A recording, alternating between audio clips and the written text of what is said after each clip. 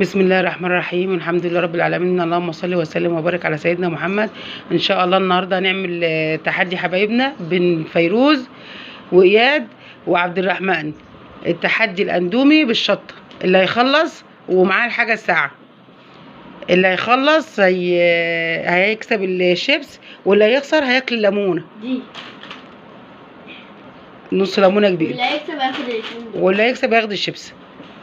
يلا نبدا. يلا سموا بالله.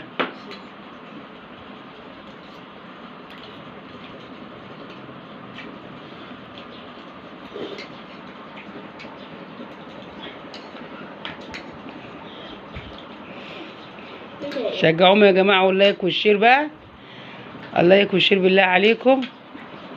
ربنا يديمكم نعمه في حياتنا ان شاء الله. عبد الرحمن هيخلص الطبق بتاعه. يا لعبودي، بس عبد الرحمن بره التحدي.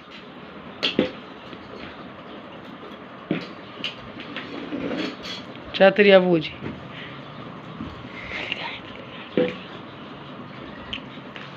خليه قاعد تصور معاه.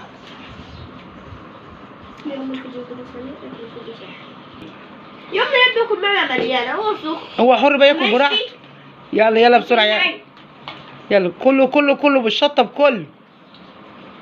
يلا انا عايز حاجة ساعة. استنى ما يخلصوا التحدي بتاعه. الاندومي والحاجه الساعه كل. شد حيلك يا اياد. يلا يا فيروز.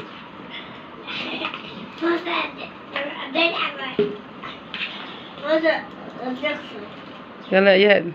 ايوه طول يا اياد. طول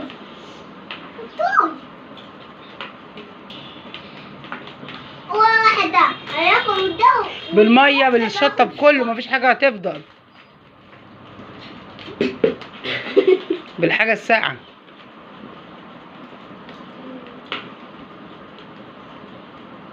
شوفي بق ايه. استنى يا بودي اما اخلص. بص يا بودي. عبد الرحمن.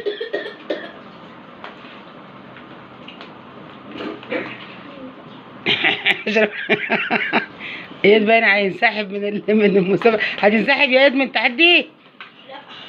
بقى في الفيديو. لا واقف في الفيديو ليه؟ استنى يا فيروز، استنى يا فيروز، ما تاكليش والفيديو واقف. ليه؟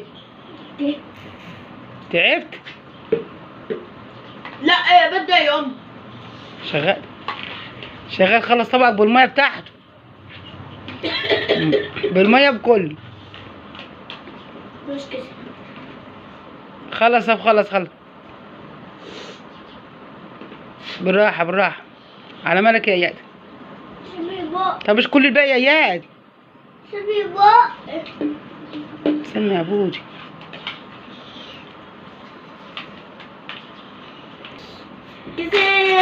كده فيروز اللي خلصت. كده اياد اللي هياكل الليمون. احنا متفقين يا اياد مفيش زعل. مش مرضيش عشان كنت هرجع. الشطه حراق. زعلان. استنى ما تقوم. كده فيروز كسبت. اياد بقى تاكل الليمون يا اياد، ولا كفايه عليك الشطه؟ لا ده حب. زي بعض يا فيروز وهو صغير. لا ده حب. طب خلاص يعصر حبه ليمون في بقه بس. افتح بقك. لا هي تعصر لك يا اياد، انت مش هتعصر. والله انت هتمزغ يا اياد. لا والله. طب يلا.